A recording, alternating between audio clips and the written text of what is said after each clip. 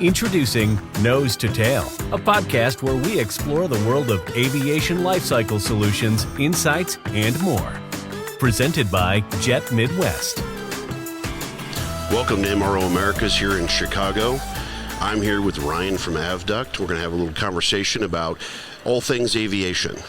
So Ryan, hopefully you're having a good show so far. Absolutely, it's been busy. Perfect. Maybe start with a little background, how you got in the business and really what that last 25 years has looked like for you. Okay, well, 1997, I think it was. Maybe you guys' year, you know what I mean? Yeah. I had an opportunity to go to work for this company, so I've been working with the same guys since that day, Leo Aliman and Art Cantlin running the shop. So all of us and a team of about 22 have been doing ducts, tubes, and manifolds consistently for 25 years, and the expansion of just taking on like now the A320, the 777, the 787's coming down. So anything ducts, tubes, and manifolds, we definitely take care of it. So did you start your career as a mechanic or a technician? Actually, I started in the shipping and receiving department. Okay. Yeah, and just slowly got opportunities, and the good Lord gave me an opportunity to take the next step, and a guy transitioned out, and that spot was open, and the owner of the company had trust in me and gave me that responsibility, which was customer service and sales. And then I had the opportunity to fly to U.S. Airways and land a repair contract with a team of guys from AvDUCT. So we did that together, and then another person transitioned out of aviation into another field, and that opened up where I'm at now, which is just director of repairs. Very good. So, I know in a lot of the dialogues we've had over the years, you have quite a bit of technical expertise for not being a technician or an engineer by trade. What do you attribute that to? To be honest with you, it's the guys that I've been in aviation with that have been there. So, for instance, our new quality manager, who was the production manager, he was a Navy mechanic. So there's Leo and Rick and Scott, and a few other guys there that their whole background is aviation. And so when I got inundated with those guys, I had the opportunity to work with those guys. I just picked up everything that they were showing me and teaching me along the way, and then just been able to retain it, you know what I mean, and just grow from it. And really, I studied service bulletins, and I started reading maintenance manuals as fast as I could. And I was cutting my teeth on those after hours, truth be known. So I was reading engine manuals and trying to understand it because I got an opportunity to start quoting the parts, and then I really wanted to know the ins and outs of the whole thing. I really wanted to understand it so I could have a conversation with the customer so they had confidence that we understood it from the front to the back. And so that's kind of how I started just reading those manuals and getting really comfortable with them. Well, certainly hard work usually pays off in this business. It's what I've experienced certainly in my career, and I think a lot of people here at MRO probably have that same experience. In fact, a lot of shops, right, it's a mechanic who says, hey, I see a niche right here, and I'm going to go attack that with some energy and go start serving customers. Right. Bingo, bango, bongo. Yeah. 25 years later, you got a big mega company, and that's pretty awesome. So are there some things that you guys do specifically, either DER repairs or some very specialty items? Certainly you have a unique genre, but is there something you guys do particularly better or that you've integrated that make you guys stand out? So from the beginning, we sat around and really just trying to think tank the whole situation with the turn times. So this industry is driven by turn times. And so what product could we do and consistently turn within 12 business days? So it's 12 days or better, really. And so we wanted to focus on that and what kind of operation could we do efficient-wise where it comes in the shop, goes right into the clean bay, right into NDT, right through welding, back to final, and then go through the whole process. Facility that we're in now, we specifically built for us in Tulsa, Oklahoma.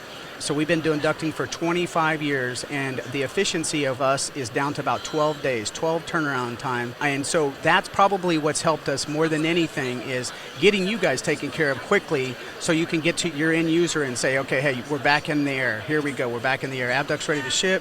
And you guys feed us the drop shipment instructions now. So used to, a few years ago, really, everybody was still wanting to ship their own product after we got completed.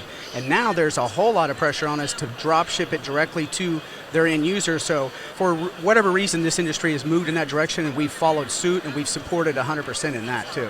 Yeah, we've really seen the same thing from, really a trend that happened similarly in 2008, 9, and 10, where the airlines were trending away from carrying so much inventory, and all of a sudden they were relying more and more on the aftermarket to have tagged units ready to go, which led to AOG challenges, right? Now all of a sudden I have to rely on someone else. I don't mega company like a Delta or United. right, we used to have just massive amounts of inventory, and they got rid of all that off their books and tried to rearrange that. And we've kind of had the same cycle happen in what I'm experiencing post-COVID, where they're saying, okay, we don't need to carry this. We can find vendors who will carry this for us. So what you're doing by drop shipping and creating that is you've taken 2 days away from that lead time that we would have to deliver something to a client. It gives you a little bit more time to make sure it's gold plated and allows us to still deliver on time because we saved that time frame. So that's really good. So how did you land on the number of 12 days? Was there a target put out? And where did it start at? I'm curious on that journey. How did you get this thing to drive down? Well, okay, so when we first started, one of our major competitors was running 18 to 21 days. And when we met with a few airlines to do a repair contract with them, they really were driving 14. And if we could beat 14, then it would open us up for extra on the actual repair contract. So there would be more of an incentive and there would be a volume opportunity there for us. So 14 was the number to beat. 18 was the number they were currently accepting from their previous repair vendor. And so 14 was what we agreed upon. And then we figured out with the product that we service, we could get it down to 12. 12 is good. You basically get 2 production weeks out of it, and then it's time to ship. And so that's kind of where we've landed, is 12. We've been consistent with it. One thing that's great about our shop is everybody there loves to be there. We have a really good unity of a team atmosphere there where we're all wanting that product to go out and be perfect and never come back under any kind of a warranty circumstance at all. And so that's what drives us, is get that product out there because it establishes our reputation, and the whole team, we're all together. I may be a single guy sitting here, but there's a whole group of people behind me, great people that help make this what it is. AvDUCT, 25 years solid, and now we're back-to-back best ducting repair for 2023 and 2024. So people have voted and they've spoken like, hey, that's a great shop, you know. That's good. Yeah. Congratulations. Thank you. It's certainly something you should be boasting about because there's an awful lot of competition out here. And certainly, I know for us, finding those elite vendors that we can just lean on, no offense, lean on you sometimes the hard way, right? But sometimes we got to lean on you because we really have to perform. As you said, really that lead time really does drive a whole lot of success in what we're doing. Amen. Now, we talked a little bit before we started today. We talked a little bit about supply chain, and certainly I've seen some OEM challenges at the component level where they either don't have the subcomponents or they're lacking behind in the actual manufacturing and production of those repair parts. Have you guys experienced that, and what's sort of your perception of how AvDUCT is approaching the solution maybe to that supply chain challenge? Well, it's an excellent question, and it's true, and it's an absolute fact right now in this industry that the OEMs have a backorder issue on piece parts to support repairs in a number of areas. Whether it be the manufacturer in France or the manufacturer in Seattle, Washington, who's making airplanes, both of them are in the same boat in that regards. We've got a gentleman there that runs our purchasing department. You know him very well, Leo Aleman. He goes and buys full ship sets of ducts for us. And we don't resell them, but what we do is we bring them into the facility and we offer quick exchange programs on that so we can avoid an obsolescence issue that the OEM has and has had since COVID, really. There's been 2 major emergencies that have affected the United States of America and the world for that matter, really, but that has really taxed the supply chain. And we tried to get in front of both of those issues when they happened. The second one was COVID. COVID messed it all up in a lot of ways, and so the only way for us to avoid those issues was to get full ship sets and start offering quick exchanges. Because if you physically didn't have the piece parts from the OEM to support the repair, then you had to focus on the exchange that you had in order to take care of the customer and get them back up in the air, and that's how we did that. And he runs that whole program. He's an ace at it. He's been doing it for a very long time. We've been working together for 20 some odd years together, and he's sharp as a tack on that.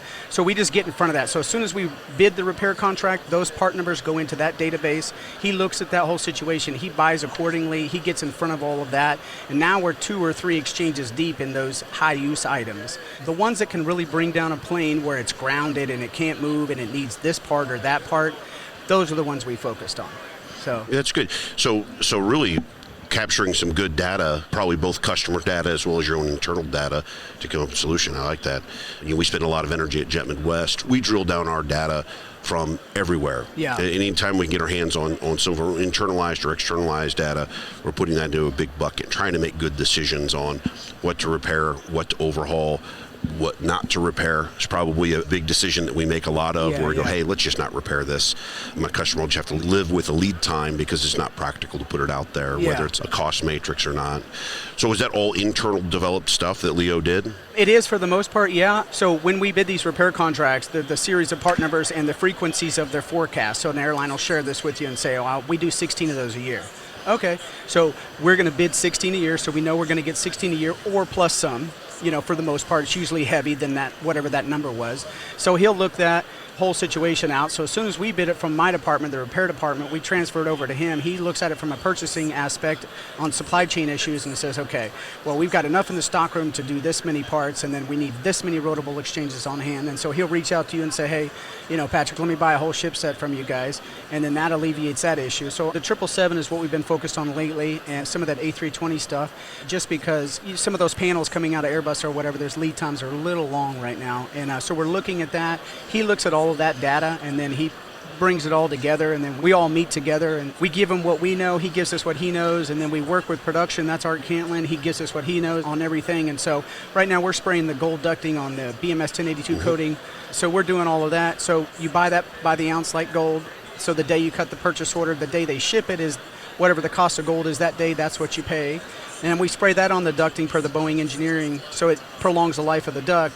So we've had to get in front of that, because when you lay out a purchase order for gold, that's expensive. Yeah, so, absolutely. Yeah, So I've always wondered, hey, I've yet to to visit your place. I should come down. Especially should come down after you buy the 777 ducts. Yeah. Because I remember delivering the 757 ship sets of ducts a number of years ago. I could put the poor guy in shipping, receiving. The quality guys, well, what the hell is all this? It was just truckloads of stuff just stacked in. Oh yeah. He loves it. He loves it. When he comes to you guys' place, he loves it, man. He brings back all kinds of good stuff, and we're just smiling ear to ear, because now we know there's nothing we can't overcome, because we've got the asset that can help us support the repair. So yeah, it's awesome. Yeah, the last time I remember going through the building with him, and he just was on a shopping spree. We literally had a guy following him with a pallet box that was empty, and we're like, I'll take that and I'll take that. We'll do this. We'll put it all on the table. We just sat and negotiated the deal. It was a lot of fun. Yeah. Those are some of the more enjoyable times in aviation, right? When you just get in, I'm just gonna be a cowboy, and we're just gonna figure this thing out.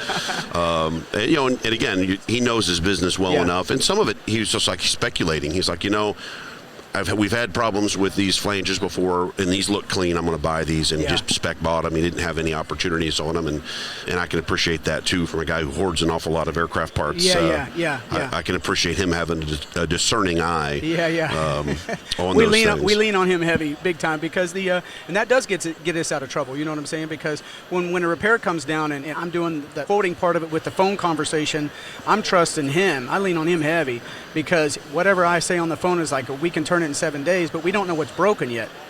So he's really got to have the whole asset on hand. I mean, really, the flanges, the bosses, the brackets, all that stuff. He's really got to have a handle on all that, because when I say, oh yeah, we'll do it in 12 days, bring it in or whatever, we don't know what's broken yet. So when it comes in, it could be something odd, you know what I mean? It could be a chafeware where an alignment issue happened, where now you've worn into a doubler that could be off the beaten path, you know what I mean? So then him and Art will attack that, come up with a repair plan, and then boom, I'm communicating back with you guys on the phone saying, we got you covered, you'll have it in 12 days. Nice. Yeah. The more and more maintenance we do on airplanes at Jet Midwest, the more frequency I'm sitting with the airplane looking at some of the non-routines that get written up, and you're absolutely correct, where it's just some sort of random thing. No one's ever seen it before, but you inspect and hey, I got to pull this thing and find a solution for whatever kind of damage it is, or to remove and replace. Right. Which is even worse, right? We want to be able to repair and get it back on wing. We'll continue this discussion on the next episode of Nose to Tail, a podcast presented by Jet Midwest. Don't forget to please like and subscribe to our channel.